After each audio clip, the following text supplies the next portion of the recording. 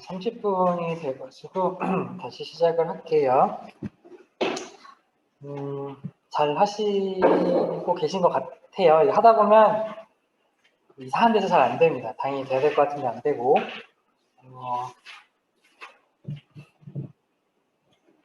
이따가 안 되는 거 있으면 저한테 꼭 질문하고 해결하고 넘어가시고 이게 또 돌아가셔서 하시려고 하면은 안 하게 돼요. 그래도 잊어버리고. 그래서 한번 하실 때 좀 불편하시더라도 마무리 잘 하고 가시기를 권장드립니다. 잘하고 계신 것 같아가지고 다른 거는 뭐 특별히 설명드릴 건 없을 것 같고 그 파워트랩 칠 때 그 옵션 몇 개만 더 말씀드리겠습니다. 기본적으로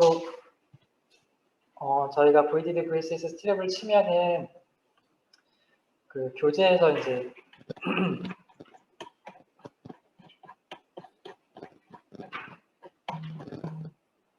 이 방법으로 이렇게 쳤는데 보시면 무슨 얘기인지 다 아시겠지만 스트랩 한 번만 더 이게 핵심이라서 한 번만 더 짚겠습니다. 이 메뉴를 보면은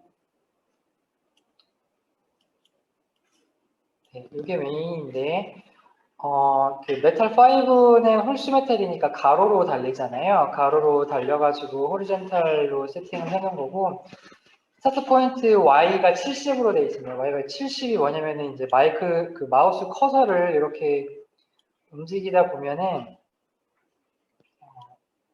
내 마우스의 좌표가 여기 그 툴 메뉴 하단바에 마우스의 좌표점이 찍힙니다. 그래서 70이 왜 나온 거냐면 요 정도부터 시작하면 좋겠다 싶어가지고 마우스를 놨더니 높이가 한 70 정도 된 거예요. 그래서 위치를 내가 원하는 위치를 정확히 찍으시려면 마우스 포인트 갖다 놓으시고 거기에 대한 좌표점을 보면은 대충 그 위치를 집으실 수가 있고요. 가운데에 그냥 하나만 치고 싶다 그러면은 가운데 정도의 좌표점을 보니까는 한 200 정도 되네요. 그러면은 나는 200 위치에 한 개만 하나만 하겠다. 그리고 이제 이거는 여러 개 그 인크리멘트는 여러 개 치면은 40 간격만큼 계속 넓혀가라는 얘기는 나는 하나만 칠 거니까 사실은 인크리멘트는 없고 이렇게 하면은 이 위치에 딱 하나만 이렇게 내가 원하는 위치에 이렇게 생깁니다. 이런 의미고 그런데 나는 여기서부터 시작해서 여기에서 끝나잖아요. 근데 나는 좀 끝에까지 좀 빼고 싶다.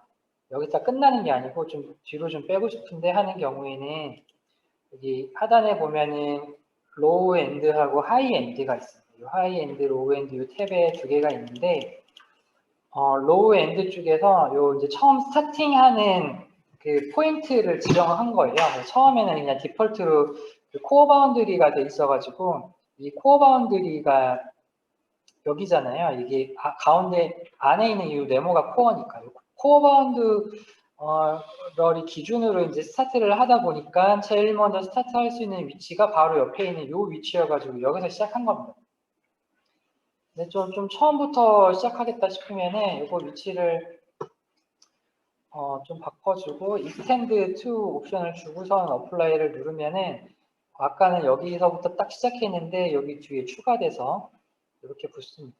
반대로 이제 엔드 포인트도 좀 끝까지 좀 빼고 싶다. 그러면은 이 탭에서 하이 엔드 탭에 가가지고 마찬가지로 라스트 타겟으로 두고 extend를 누르시면은 마찬가지로 그 엔드 쪽에서도 끝에까지 이렇게 스트랩이 빠져나가는 것을 볼 수가 있습니다. 그래서 이 두 가지 옵션을 주시면은 내가 원하는 위치에 원하는 메탈을 원하는 두께에 원하는 좌표에 원하는 개수를 원하는 간격만큼 어느 시작 포인트에 둘 건지 이렇게 해가지고 잘 그릴 수가 있습니다. 이게 이렇게 해서 그냥 가로 세로 잘 그릴 수 있다라는 게 핵심이고요. 근데 이런 거 떠나서 그냥 내가 직접 손으로 좀 그리고 싶다라고 하는 경우가 있을 수가 있어요. 손으로 내가 그리고 싶다 그러면 쭉 내리면은 Create Custom Wire가 있습니다. 이거는 내가 직접 그리는 거예요. 어떻게 그리는 거냐면 우리는 지금 VDD, VSS 계속 그리니까 VDD, VSS 그리고 4번, 5번으로 하고 있으니까 5번, 4번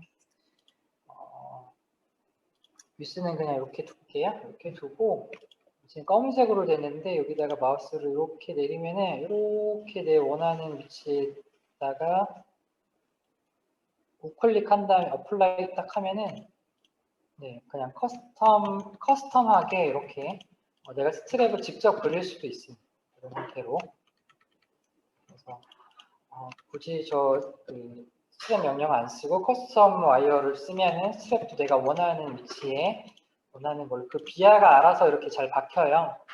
이렇게도 그릴 수 있는 방법이 있다는 거 참고적으로 알아가시면 될 것 같습니다.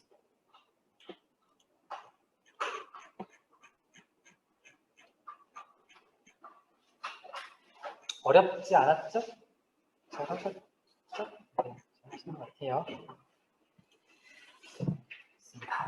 그러면은 시간이 얼마 없어요. 제가 5시까지 어떻게든 끝내보려고 하는데 5시가 될까 싶은데 최선을 다하겠습니다. 자, 우리가 파워플랜까지 해서 랩 5번, 6번까지 했고요. 그 앞단을 잘 따라오셔가지고 지금도 잘 하실 거라고 봅니다. 다음에 설명드릴 거는 CTS 설명을 좀 드리려고 합니다. 레이아웃에서 중요한 포인트가 있는데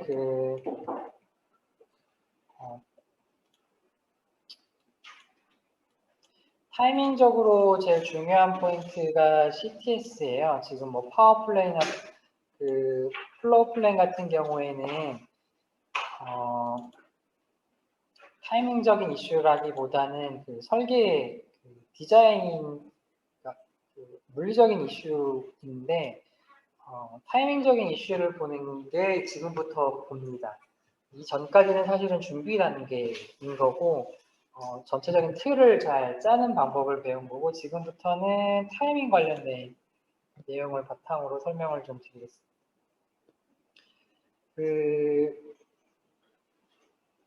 백엔드 단에서 가장 중요한 포인트를 찍으라고 하면은 사실은 CTS 단계가 가장 중요한 과정입니다. 물론 뭐 파워나 뭐 DRC, LVS도 굉장히 중요한데 그거는 사실은 좀 숙달이 되면은 대충 할 수가 있거든요.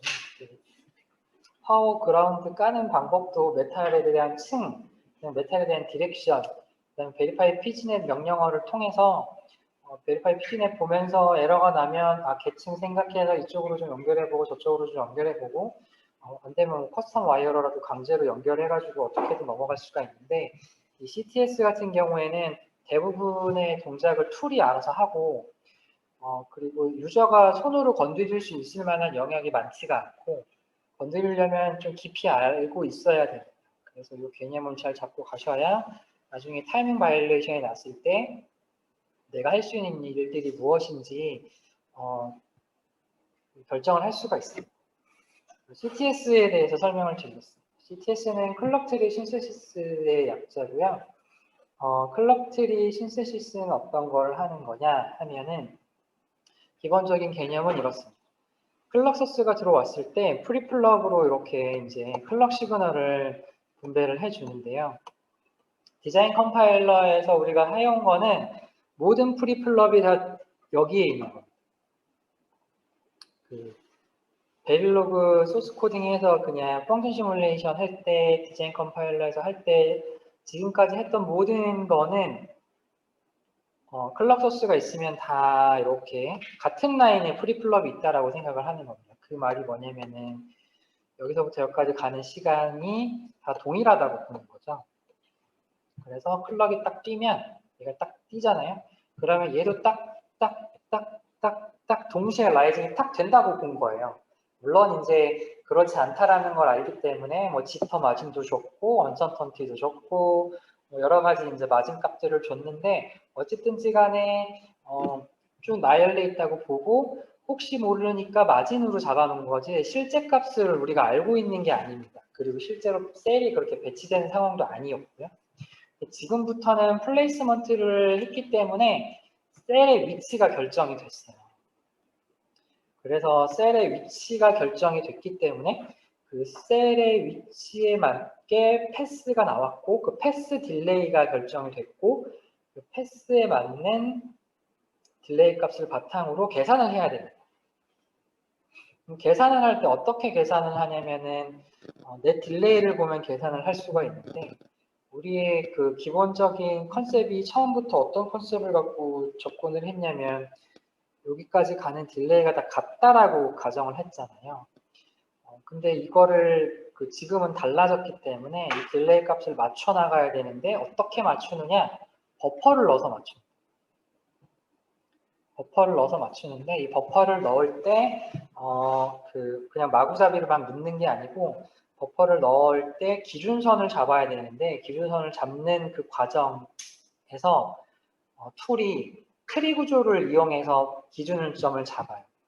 그 전체 디자인을 하이라키컬하게 쭉 펼쳐놓은 다음에 트리 구조로 만들고 그 트리를 바탕으로 각각에 맞는 버퍼의 개수를 산정을 해가지고 인서션을 합니다. 그래서 그 트리 구조를 이용하고 있기 때문에 클럭 트리 신세시스다라는 표현을 쓰고 있는 거고요. 이 트리 구조로 안 하는 경우도 있습니다. 그때 이제 CTS라고 안 하고 다른 용어로 쓰기도 하는데 기본적으로 현재 공정에서는 대부분 트리 구조를 이용해서 타이밍을 미트시키는 기법을 쓰고 있어요. 그럼 어떤 논리를 가지고 얘가 타이밍을 맞추느냐 하면은 CTS의 메인 컨셉은 딱 이거 하나입니다. 이거를 하는 과정에서 여러 가지 이슈들이 발생하는 거예요. CTS가 하려고 하는 최종적인 목표는 이 스큐를 0으로 만들려고 하는 게 최종 목적입니다. 스큐를 0으로 만드는 게 최종 목적인데 스큐가 뭐냐 하면은 그 클럭 소스를 기준으로 했을 때 제일 오래 걸리는 애, 그 다음에 제일 적게 걸리는 애, 그러니까 제일 멀리 있는 애, 제일 가까이 있는 애의 차이가 스큐라고 하는 거고 CTS는 이 스큐 값을 어떻게든 줄여서 0으로 만드는 게 CTS의 목적입니다.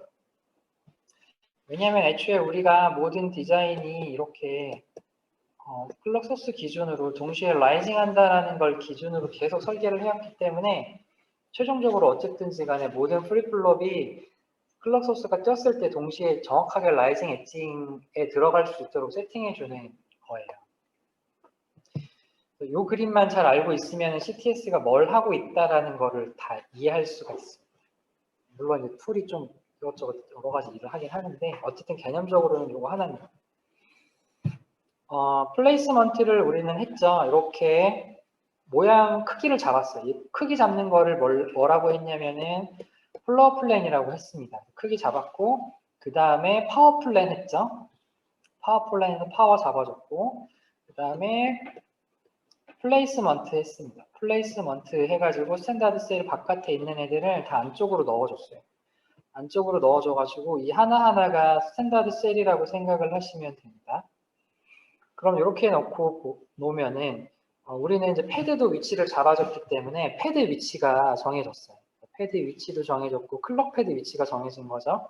클럭 패드 위치도 정해졌고 플레이스먼트 해가지고 셀 위치도 정해졌어요. 그러면 이렇게 되는 순간 뭐가 결정이 된 거냐면은 그 클럭 소스로부터 스탠다드 셀까지의 딜레이 값이 결정이 된 겁니다. 여기 있는 애는 여기서부터 이렇게 가니까 딜레이가 15나노세컨드 걸린 거고 얘는 좀 가까이 있으니까 5나노세컨드 걸린 거고 얘도 15, 얘도 15 얘가 20 얘가 제일 길게 된 거예요. 그럼 툴이 얘가 제일 길구나 이렇게 생각을 하고 있고 얘가 제일 짧네 그러면서 이제 계산합니다. 스큐를 계산을 해가지고 이걸 어떻게든지 간에 저 차이를 줄여나가요. 그래서 어떻게 줄이느냐면 줄이는 방법이 두 가지가 있는데 첫 번째로는 예를 들면은 제일 큰 값과 제일 작은 값을 뺐을 때가 스큐고 이 스큐 값을 줄이는 게 목적이잖아요. 그러면은 어떻게 할까 했을 때 첫 번째로 생각할 수 있는 방법은 스탠다드 셀을 옮겨가지고 예를 들면 10나노세컨드가 가운데 있으니까 스탠다드 셀을 옮겨가지고 얘를 뒤로 옮겨요. 그럼 뒤로 뺐으니까 이 위치에 맞아갔으니까 얘도 뒤로 뺐으니까 10나노세컨드가 걸리겠죠? 이렇게 해서 얘도 좀 옮겨요. 얘는 뒤에 있으니까 그러니까 얘는 좀 위로 옮겨서 이쪽으로 옮겨요. 그러면은 스탠다드 셀을 옮겨가지고 넷 딜레이를 줄이니까 딜레이 값이 줄어들 거예요.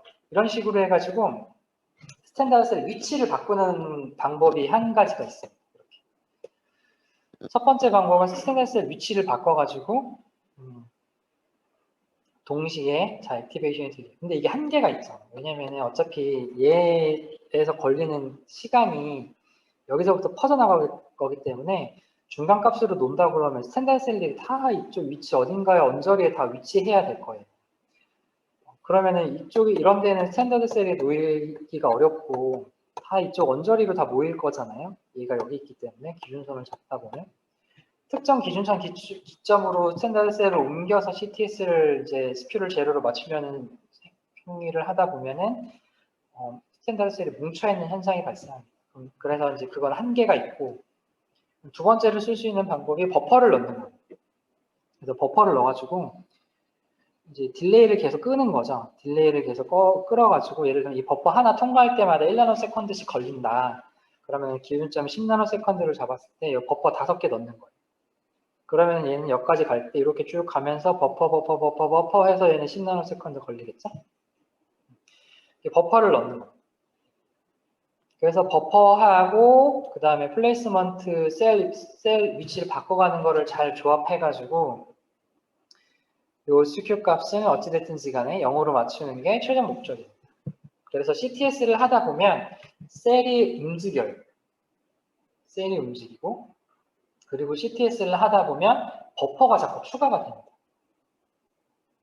CTS 단계마다 조금씩 다른데 어쨌든 CTS 할 때 셀이 움직이기도 하고 버퍼가 추가가 된다. 그거를 이제 알고 왜 움직이고 왜 추가가 되냐면 이 스큐를 맞추려고 얘가 이런 행동을 하는구나 라고 인지를 해야 됩니다. 그래서 그 CTS 할 때 셀들이 움직이기 때문에 특정 셀들을 너무 그 픽싱을 해놓는다거나 셀들이 움직일 거를 고려하지 않고 뭔가 그 파워나 이런 것들을 미리 너무 많이 깔아놓으면 셀들이 움직이는 순간 다른 바이올레이션이 날 수가 있어요. 그래서 CTS 전에 가능하면은 움직일 걸 고려해가지고 준비를 좀 해놓는 게 좋습니다. 좀 그러니까 러프하게 잡아주시는 게 좋아요.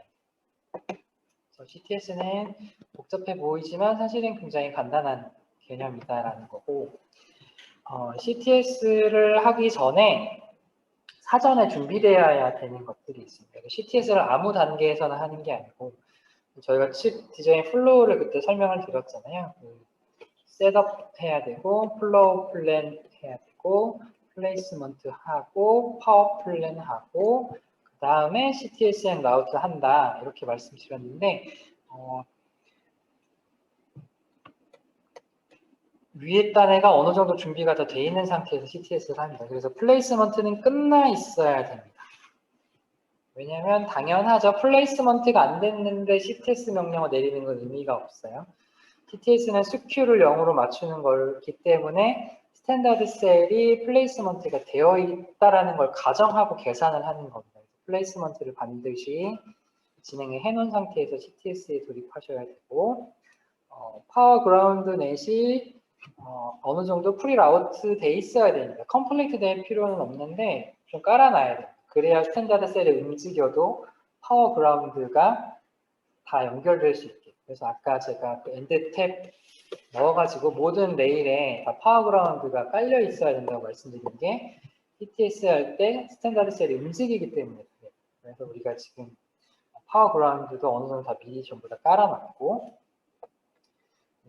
컨덴서선이랑 봐야 된다는 거고, 컨제스션 이제 특정 셀이 너무 모여 있으면 안 된다는 건데, 이거는 이제 옵티마이제이션 할 때 툴이 알아서 좀 풀어줘요. 그래서 네, 그렇고 셋업 타임은 없어야 됩니다. 셋업 타임 바이올레이션이 없어야 됩니다.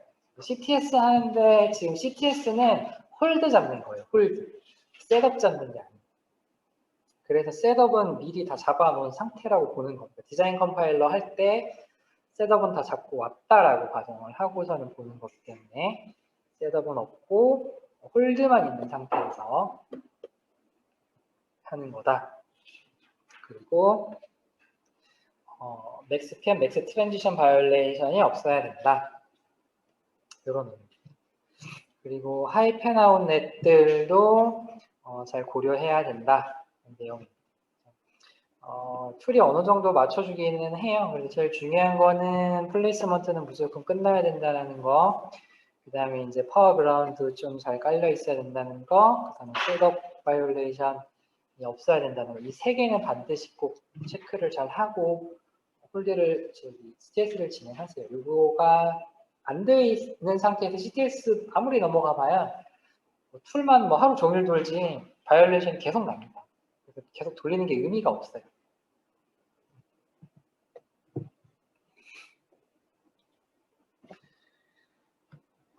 CTS 할 때 이제 그 컨스트레인트를 좀 바꿔줘야 되는 게 있는데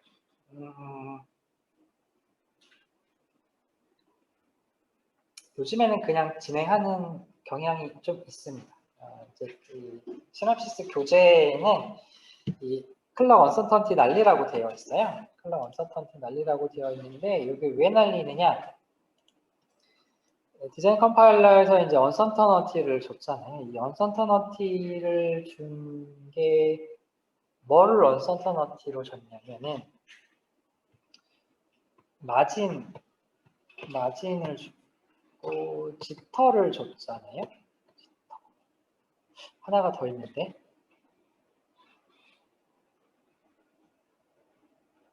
이거 세 개를 더해서 언서턴티를 줬는데 하나가 생각이 안 나네요. 아시는 분은 알려주세요. 공부하셨으니까 아셨을 것 같은데 일단은 이 마진은 말 그대로 그냥 마진이고 이 지터는 뭐냐면은 이렇게 이제 라이징을 할 때 얘가 이렇게 매번 여기서 뛰는 게 아니잖아요. 여기서 뛰기도 하고 여기서 뛰기도 하고 여기서 뛰기도 합니다. 그럼 요 정도 이렇게 신호가 흔들려요. 이렇게 흔들려도 이런 흔들린 값이 있더라도 그 값을 잘 갖고 와라라고 해가지고 지터를 이렇게 준 거고. 근데 어쨌든 이게 얼마큼 흔들릴지 모르잖아요. 그래서 어쨌든 사실 지터도 마찬가지로 그냥 마진이에요. 그래서 언서터너티가 이제 불확실성이잖아요. 불확실한 모든 값을 다 더해가지고 우리가 디자인 컴파일러에 언서터너티를 값을 준 거예요. 근데 이제 CTS 할 때는 그 불확실성이 줄어들었어요. 그러니까 넷이 깔리고 어떤 넷 길이가 나오는지도 대충 알게 됐고 넷의 길이도 알게 됐고 그래서 지터는 값은 남겨두고 일부 값만 남겨두고 나머지 값을 좀 줄여라 이런 내용인데 그냥 어쨌든 이 자체가 통째로 마진이기 때문에 그냥 여러분들 하실 때는 굳이 뭐 값 수정하지 마시고 그냥 진행하셔도 됩니다. 나중에 필드 나가시면 지우시게 될 거예요. 대신에 이제 그건 있어요. 이거는 마진 값으로 가지고 간 거여가지고 이 마진 값은 좀 줄이셔도 됩니다. 나중에 줄이라는 얘기가 어떤 의미냐면 타이밍 체크를 끝냈어요. 타이밍 체크를 했는데 나중에 CTS까지 끝나고 타이밍 체크를 했는데 타이밍 바이올레이션이 뭐 0.001이 나왔다. 홀드 바이올레이션. 그러면은 이 언서터너티를 내가 값을 얼마 줬나 한번 보세요. 그러면은 내가 마진 값으로 한 0.01 정도 줬네. 그러면은 나는 마진으로 0.01 줬는데 홀드 바이올레이션 0.001이 나왔네. 그러면은 내가 준 마진 값보다 바이올레이션 값이 작잖아요. 훨씬 적은 바이올레이션이 났잖아요. 이때는 언서터너티 조절하시면은 요거는 마진 값으로 가져가서 날릴 수가 있어요. 이때는 이제 보셔서 내가 마진을 얼마나 가지고 갔구나라고 보고 이 정도 바이올레이션은 해결할 수 있겠다라고 판단하시면 됩니다. 언선 터너티가 그런 개념이니까 보시면 되고. 아, 생각났다. 이렇게 강의하면서 적어놓고도 몰랐네. 마진, 지터, 스큐였네요. 스큐. 요 세 개 더해가지고 요 값을 준 거죠. 마진 얼마? 0.3나노, 0.01나노 줄래. 좀 이렇게 흔들리는 요게 0.01 정도 흔들리겠지. 그다음에 스큐 제일 늦게 가는 거랑 제일 빨리 가는 거랑 대충 정확하게 모르겠지만 얘도 0.01 정도 차이 날 것 같아. 그러면은 이게 세 개 더해서 언서너틴을 0.03 줘야지. 이렇게 해서 준 거예요. 근데 우린 지금 스큐가 얼마인지 알잖아요. 그래서 언서터너티에서 이 스큐가 빼고 다시 주라는 얘기인데 여기는 이 내용이 복잡하게 써있지만 그냥 이거를 그냥 마진으로 엎었다라고 생각하고 그냥 가져가셔도 된다는 얘기를 제가 드린 겁니다.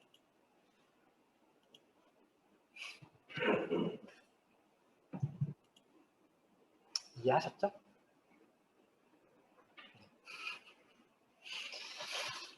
그러면은 CTS를 이제 툴한테 시킬 건데, CTS는 이제 두 가지 단계를 거쳐가지고, CTS가 합니다. 툴이 어떻게 하냐면은,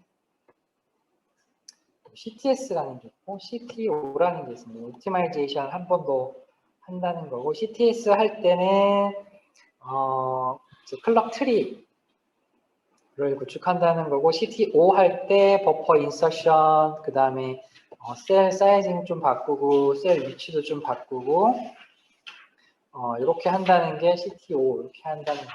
툴이 두 단계로 나눠가지고 페이지를 진행한다는 얘기고요. 유저가 이제 이때 옵션을 좀 줄 수가 있고 이때 옵션을 좀 줄 수가 있습니다. 그래서 최적화된 옵션을 좀 주고 툴한테 시키면은 툴이 좀 이제 여러 가지 그 방향으로 스탯을 하는데 요즘에는 툴이 좋아져가지고 지금 벌써 ICC2 나왔고 지금은 ICC2도 많이 안 쓰고 퓨전 컴파일러 해서 디자인 컴파일러랑 거의 붙여가지고 레이아웃 하는 형태로 가고 있어요. 그래서 지금 ICC1도 굉장히 오래된 방법인데 지금은 요즘에 이제 툴이 좀 알아가지고 CTS도 좀 잘 해주는 편인데 아직은 이제 저희는 180나노 정도 많이 쓰니까 ICC 쓰셔야 되고 두 가지 단계로 되어 있습니다. 옵션을 좀 디테일하게 보면은 내용이 좀 많은데 보통 툴이 여러 가지 옵션을 바꿔가면서 돌려가면서 최적화된 애를 찾습니다. 그래서 스크립트 보면은 이렇게 한번 하고 저렇게 한번 하고 이렇게 한번 하고 이렇게 좀 되어 있어요. 그건 이따 스크립트 보면서 한 번 더 설명을 드릴 거고 어쨌든 두 가지 페이지를 통해서 툴이 진행한다는 걸 알고 계시면 됩니다. 이어서 라우트까지 설명을 좀 드리겠습니다. 네, 라우트는 말 그대로 그 포트 매핑을 하는 겁니다. 플레이스먼트가 끝나면 그 라우팅, 시그널 라우팅을 그 포트에다가 연결하는 거고요. 1층부터 시작해서 2층, 3층, 4층 올라갔다가 다시 4층, 3층, 2층, 1층까지 내려오는 이 과정을 통해 가지고 포트 매핑을 하는 거고 결국은 1층에서 시작해서 1층으로 끝나는 이 과정을 라우터가 하는 겁니다. 이 라우트는 기본적으로 라우팅은 세 가지 단계를 거쳐서 라우팅을 하고요. 글로벌 라우팅, 트랙 어사인, 디테일 라우트 이 세 가지 과정을 거쳐서 라우팅을 하고 얘는 수정하는, 그러니까 찾아서 고치는 그 단계로 되어 있습니다. 그냥 오토 라우트 하면은 툴이 알아서 이 세 개 단계를 처음부터 순차적으로 진행하고요.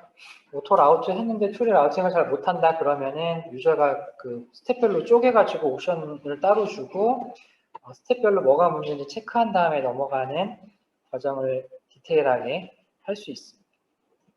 잘 모를 때는 그냥 오토 라우팅 하면은 툴이 알아서 세 개 다 진행해요.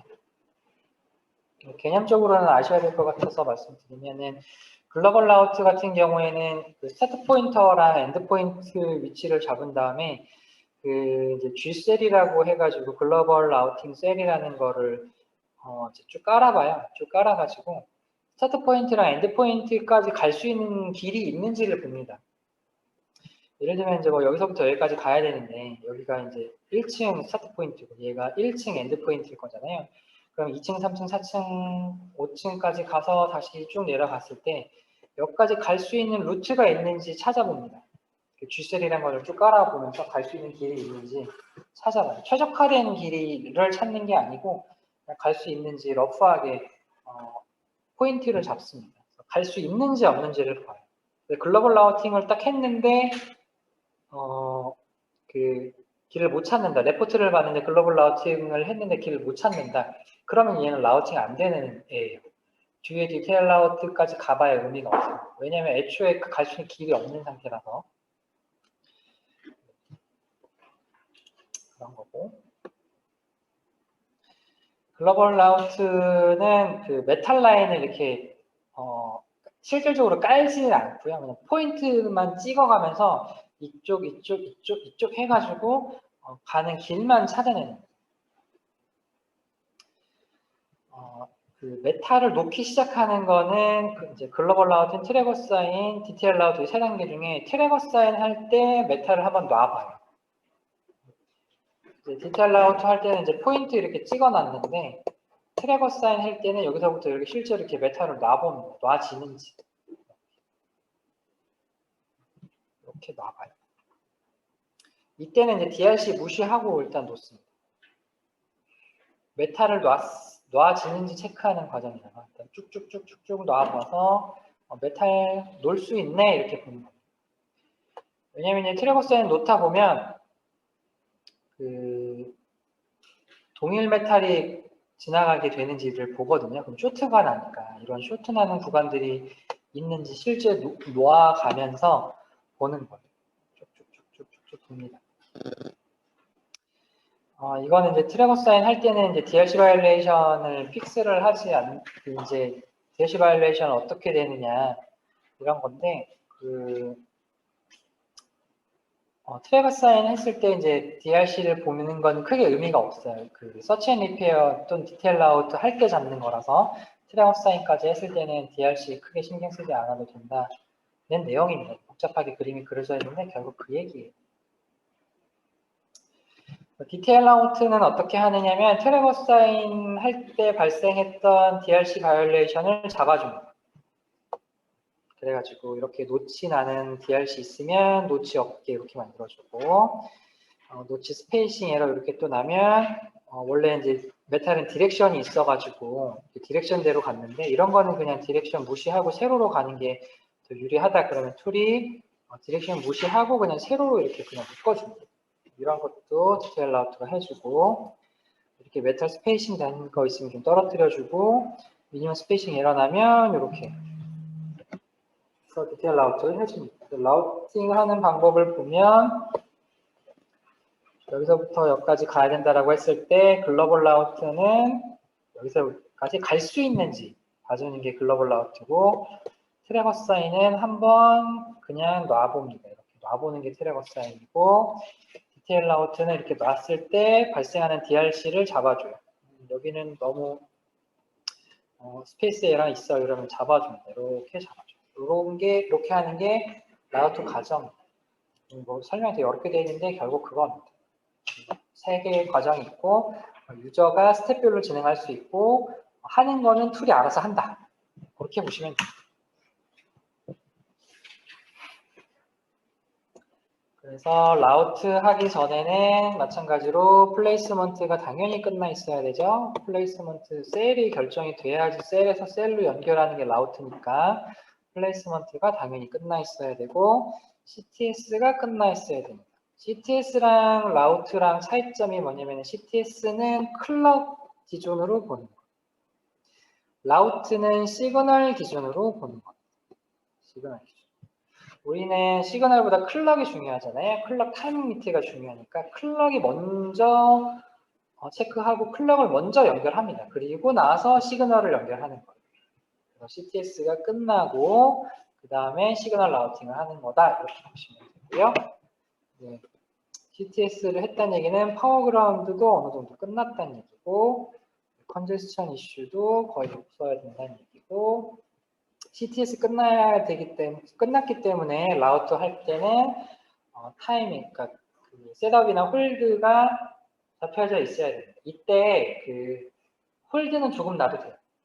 CTS 끝났으니까 홀드가 거의 다 잡혀 있어야 되긴 하는데 홀드가 조금은 있어도 돼요. 왜냐면은 그 저희가 언서터넌티로 마진값 좀 갖고 있잖아요. 그리고 라우팅 할 때 일부 홀드는 그 툴이 좀 잡아줘요. 그래서 홀드가 조금 있는 건 괜찮습니다. 뭐 3나노 세컨드 있다 이런 거는 못 잡고요. 뭐 0.01 정도? 뭐 요 정도 타이밍 바이올레이션 좀 낮다 홀드가. 그러면은 일단 그때는 일단 라우팅 한번 해볼 수 있습니다. 하는 게 의미가 있어요.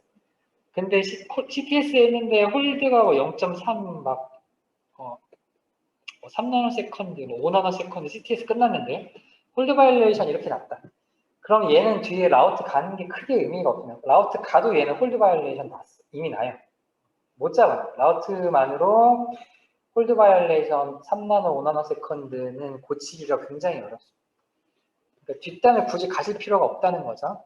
굳이 가서 시간 라우팅 할 때도 시간 많이 걸려요. 그러니까 바이올레이션 그 타이밍 체크 해가지고 가도 되는지 안 가도 되는지 미리 체크하고 가세요. 그런 의미입니다. 이것도 마찬가지로 잡고 갑니다. 그래서 라우트까지 다 끝나면은 요 명령어를 보시면 돼요.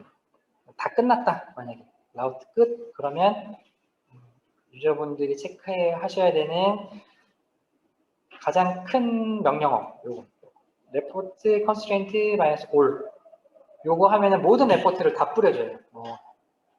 셋업, 홀드, 트랜지션, 맥스캡, 맥스 펜아웃 뭔가 대로 얘가 다 뿌려주거든요. 얘 딱 키면은 전체 디자인의 바이올레이션을 전부 다 볼 수 있습니다. 디테일하게. 이거 딱 보고 내 디자인의 상태를 확인하시면 됩니다.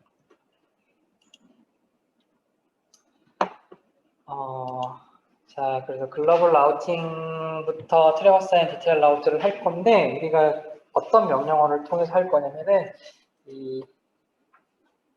그 라우트 명령어가 여러 개 있어요. 라우트 ZRT 이렇게 되어 있는 게 있고 그냥 라우트가 있고 라우트 옵트가 있고 그렇습니다. 그래가지고 이게 좀 헷갈리는데 명령어를 잠깐 보여드리면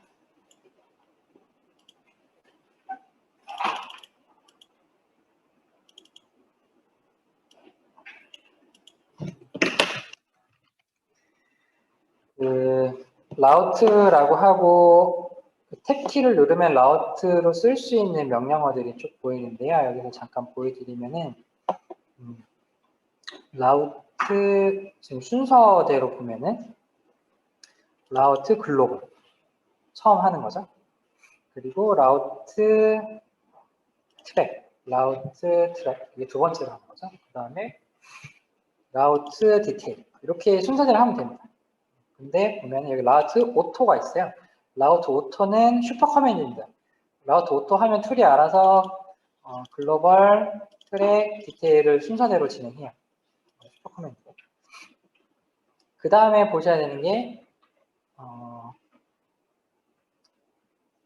라우트 GRT 글로벌, 라우트 GRT 트랙, 라우트 GRT 디테일, 그리고 라우트 GRT 오토 이렇게 있습니다. 이게 명령어가 좀 다른데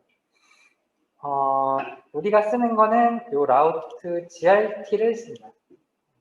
그냥 라우트랑 라우트 GRT가 뭐냐면 차이가 뭐냐면 라우트 알고리즘 엔진이 좀 달라요. 그래가지고 조금 더 좋은 엔진으로 라우팅을 합니다. 예전에는 어떻게 되냐면은 라이센스를 구분해서 줬어요. 그래서 라이센스가 일반 라이센스를 갖고 있는 팀들은 라우트 GRT 옵션을 명령어를 못 썼어요. 그리고 상위 라이센스를 구매를 하면 활성화가 되는 그런 커맨드 명령어였어요. 근데 지금은 그냥 다 써요. 그러니까 시나시스에서 돈 주고 자꾸 옵션 하나씩 추가하는 거죠. 비슷합니다. 모든 제가 뭔가 기능 하나 추가하고 돈 더 주면 쓰게 해줄게. 이겁니다. 그래서 우리는 기본적으로 route grt 명령어로 쓴다. 이렇게 생각하시면은 성능이 조금 더 좋으니까 이렇게 하는 거고, 네, 그렇습니다. 그래서 이 route grt 옵션을 할 거고, 알고 계시면 됩니다. 자,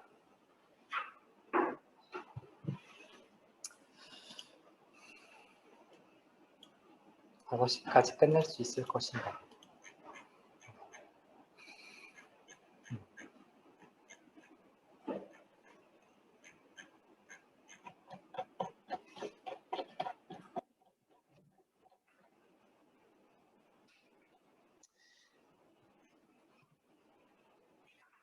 보겠습니다. 이제 랩7을 할 차례예요. 랩7은 플레이스 옵티마이제이션 하고 CTS 하고 라우트까지 하는 명령어인데, 사실은 요거를 한 챕터로 놓을 만한 내용이 아니고 사실은 되게 많아야, 그러니까 각별로 랩을 다 만들어야 되는데, 그렇게 하면 런타임도 너무 오래 걸리고, 설명 시간이 너무 오래 걸려가지고, 여기는 이제 기본적인 내용만 좀 담아놨어요. 그래서 이거를 가지고, 실습을 좀 해보겠습니다. 어렵지 않아서 실습 시간을 좀 드릴게요. 12분이니까,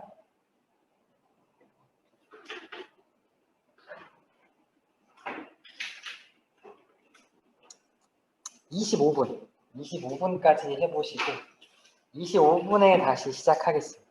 5시에 끝내려면은 그렇게 해야 돼요. 랩이 그냥 따라하면 되게 만들어 놔가지고 25분까지 잘 따라해 주시면 될 것 같아요. 랩 7번이니까 랩 7 폴더에서 진행하시고, 이전 거 잘 마무리 안 돼 있으시면 그냥 MDB 폴더 다 지우시고, 네, 이렇게 소싱 하신 다음에 진행하시면 됩니다. 요거까지.